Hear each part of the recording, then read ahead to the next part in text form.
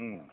Greetings, y'all. This your boy Chanel coming off the heels of my trailer for this brand new podcast, Chanel Unchained. I've been getting a lot of positive reviews for this trailer, so I'm kind of feeling myself right now. I need y'all bear with me. So I was going through the motions trying to figure out what I wanted this first episode to be about. I had no idea what I was going to talk about, but I figured I would. I'm the type of guy that gives credit where credit is due, so I figured I'd take this first episode. First of all, thank God, my creator, my savior, for bringing me this far. I've been down 19 and a half years, and I'm just so proud of the man that God has turned me into. So I want to give him the credit first, but I also wanted to dedicate this episode to the women in my life that has gotten me this far. You know, I hear people tell me all the time, yo, you're a strong dude, man. How you do it? You've been through a lot. You still standing tall. But they don't know that secretly I got like a secret net of women that's been holding me up. I feel like behind every strong man is a stronger woman. So it's like I just look back over the years and I grew up in the streets, and in the streets it's like, the cultural the culture is like misogynistic, anti female, very sexist. We're trained to look at women as objects, to not see their value, to see them as bees and hoes. And you grow up with that mentality, and you think it's cool, because that's what we learn. And then you come to a place like this, and it's like, yo, all those men that taught me how to look at a woman, none of them men come to my aid when I'm at my lowest. It's these same individuals that I've been taught to look at as less than, that's been holding it down for me. I look at these visit rooms, they filled with women. I look at that mail room, it's filled with letters from the women. I look at these money orders on some of these brothers' books. It's women on them joints. I hear, a lot of brothers, we talk about our dreams, our aspirations, what we want to do when we get home. And I haven't found one man in prison that has has talked about his dream or his plans, even if it was to stay in the streets or to do right when he got home. Not one man has ever left a woman out of his plans. And it's like this has taught me to have like an entirely different perspective, for the opposite sex, man. It's almost to the point now. It's like my conscience is so sober now. I can't even say the B word.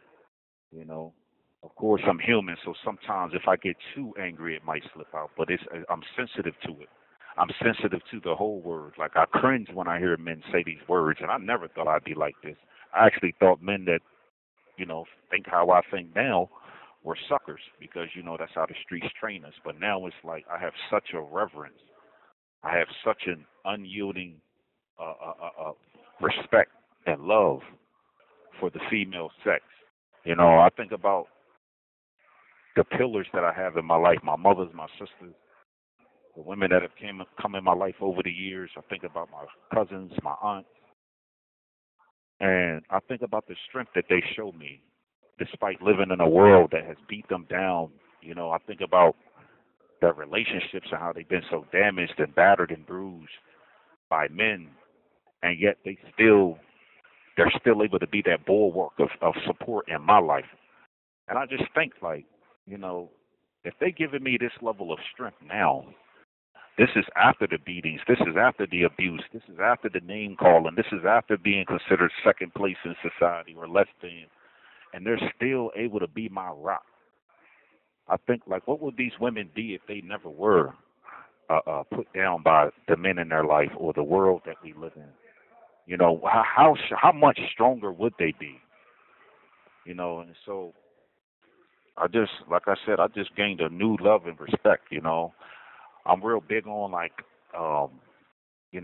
organizing. I'm real big on advocacy and prison reform, and I learned throughout all of this time where I've been engaging in these activities. It's been the women that's been holding it down.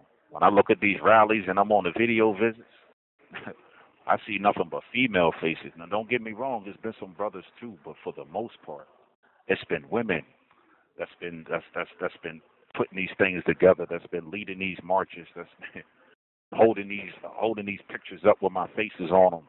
You know, it's just it's so sobering, man. When I look back over the years, man, um, I think about my mother, my earth.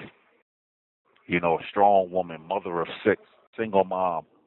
How she held it down for so long. You know, that's one of the reasons why I get frustrated with being in prison because when you're young, especially as a young man, young black man, you don't really understand. You're trying to find your way. You're trying to navigate the world, and a lot of that gets expressed through rage, violence.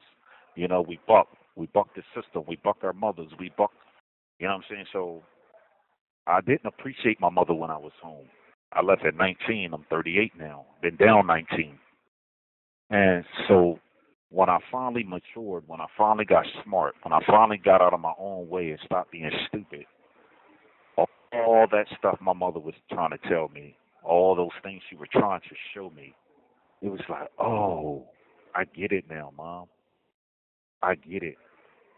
You know, and it's like being in prison now, it robs me of the opportunity to be able to show that appreciation. Like, Mom, I'm sorry. I thank you. Like, I see it now. I get it. You know, I'm in a prison cell, so I can't really give it to her like I want. And so it's kind of frustrating. You know, I think about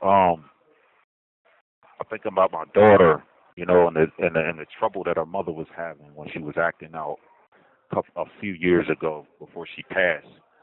And I asked her mother, I said, you know, why are you, why are you so hard on her or whatever the case may be? I mean, I know some of the reasons. I assume what the reasons may be, but what's your reasoning? And she told me something that was very deep. She said that because she was rebellious against her mother when we were young, and she said that the reason why I'm like this with her is because my mother died before I got the chance to tell my mother that she was right. And she said, I regret that forever. And she said, I don't want to have to leave this world before my daughter realized that I was right, that Mom was right. So I tried to help her get it now. And I just thought that was a deep lesson for me. You know, that moved me to tears. You know, my daughter was like probably my greatest liberator. I asked her one time. I said, what do you want to be when you grow up, baby? She said, I want to be a lawyer, Dad. She said, Mom told me that you're not supposed to be in jail, and I want to get you home.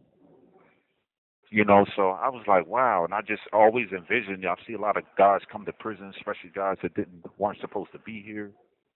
And their children end up growing up to be things that could get them, help liberate their fathers from prison, like lawyers or political officials.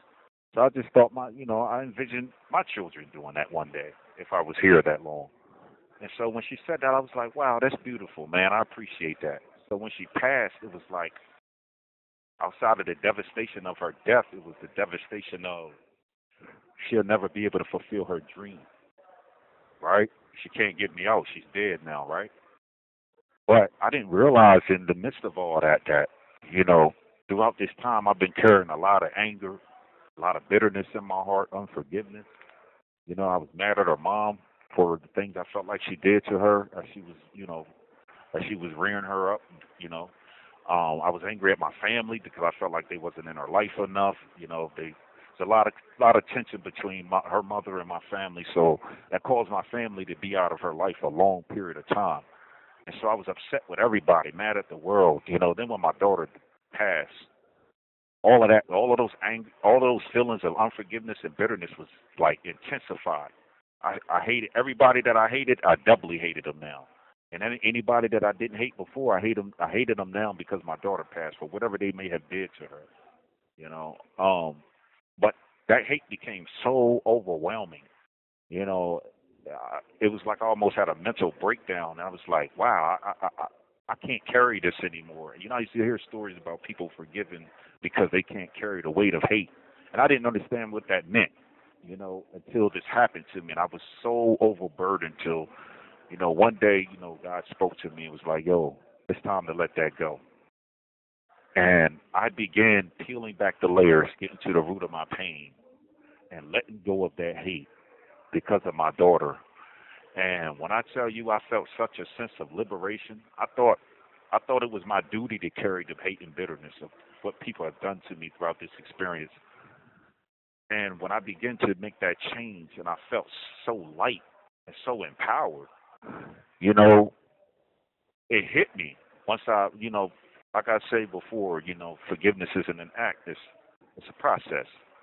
But I realized that, okay, my daughter didn't liberate me physically, at least not yet, but she liberated me mentally and emotionally. And I knew from the outset of my prison term that I'm not going to get out of this physical prison until I get out of my mental prison, my emotional prison. My baby is the one that liberated me from that emotional prison, that mental prison. And ever since then, doors have been open into where ultimately I will be released from this physical prison. So I thought that was just like super dope. And I just felt the need to share this with the world. I'm loving this platform, man, because it's giving me the opportunity to express, my life, my experiences, you know. But like I said, the women, man, I just say to the fellas out there who still, you know, might not see women as equal in value, who might not treat the women in their life as they should, even if you even if you don't do right by the women in your life for their sake, or for the sake of just doing right. We all God's creatures, we're all human beings. Even if you don't do it for that reason, I'm gonna just speak for the ones that you have children by, especially sons. Do it for your son, because if you weaken the mom, you weakening your boy. And there's not a father on this planet that don't want a strong son. They carry our legacy.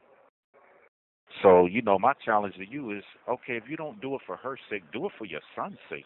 Do it for your daughter's sake. Because your kids is going to emulate what they see in their parents, particularly the mother. While you out working, she's rearing them children. Yeah, she might got a job, but the children run to the mother. So they learn from the mother. So if you don't do it for her sake, do it for their sake, because when you weaken her, you ultimately weaken them.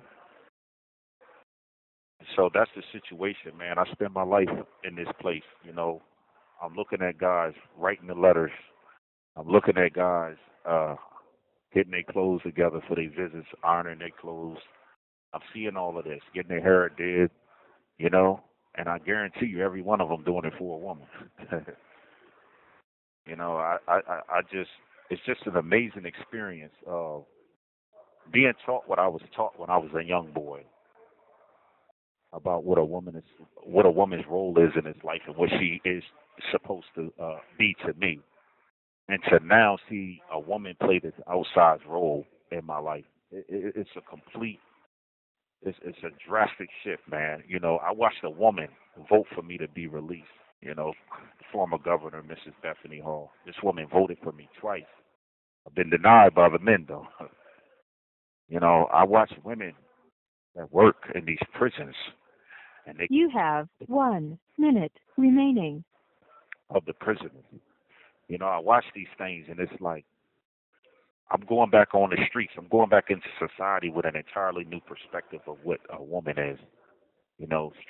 Strangers that have come into my life and helped me. That have done the most for me, that have saved me when I was at my lowest point. Women.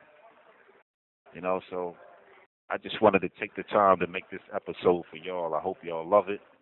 I would love to hear y'all feedback. I know the men probably not gonna be too happy about this, but I know the real men gonna understand.